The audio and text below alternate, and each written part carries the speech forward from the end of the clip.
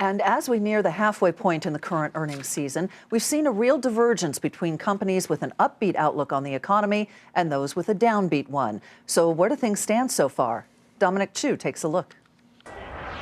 Earnings season so far has been all about a battle between good news and bad news. And there's been enough of both to cast a confusing shadow over the health of corporate America and the overall economy.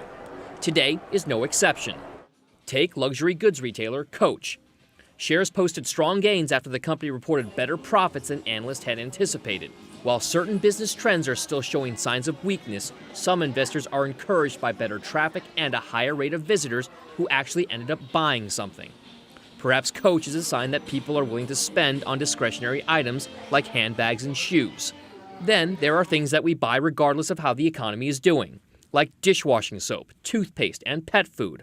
All things made by Colgate-Palmolive, which was also strong in today's trading after the company said one measure of sales growth rose, and that outweighed a lower profit forecast.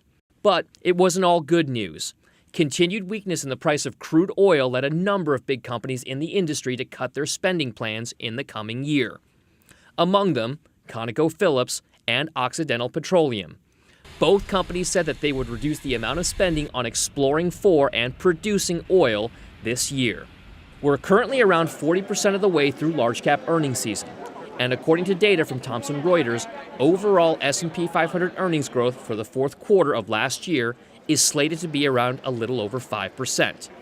But top line or sales growth is only expected to be around 1%.